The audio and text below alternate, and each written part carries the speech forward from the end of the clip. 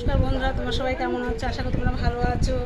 দেখো আমাদের কলকাতাতে মেঘ ডাকছে, মেঘ ডাকছে, বিদ্যুৎ চমকাচ্ছে, দু এক আসলে হালকা ধরনের মানে যেমন নাকি গঙ্গাধর ছিটি দিয়ে যায় সেরকম দিয়ে গেছে। যাই হোক, দেখো রান্না করেছি কি। প্রথমে দেখো এটা আছে পেঁপে ভাতে, কাঁচা পেঁপে এটা মাখা করেছি। আর এটা আছে ডাঁটা শাক ভাজা, এটা কাটোয়া ডাঁটা নিয়ে এসেছি, দেখা দেবে কালকে রান্নাটা দেখাবো। শাকটা ভেজেছি, এটা কাটোয়া ডাঁটার শাক। আর এটা আছে ডুমুরের তরকারি বানিয়েছি, দেখো ডুমুরের তরকারিটা পছন্দ হয়েছে। নিরামিষ করেছি, কোনো পেঁয়াজ রসুন কিছু দিইনি, মাছ যেমন চিংড়ি মাছ দিইনি, শুধু নিরামিষভাবে রান্না করেছি। এটা জিরে ধনে আদা বাটা দিয়ে। আর এটা আছে ডিম দিয়ে পটল দিয়ে আলু দিয়ে বানিয়েছি।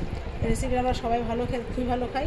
তো ছেলে মেয়ে বলছে মা এটা করো এটা করো, তাই এটা বানিয়েছি আমি।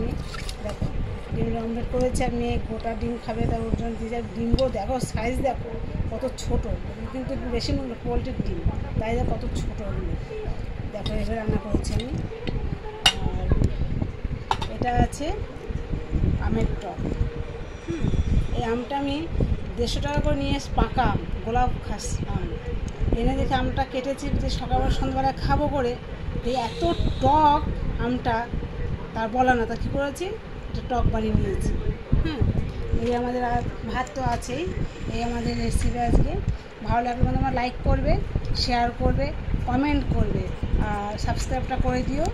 রাখি বন্ধুরা, গুড নাইট, শুভরাত্রি, সুস্থ থাকো, সাবধানে থাকো। রাখছি বন্ধু, টাটা।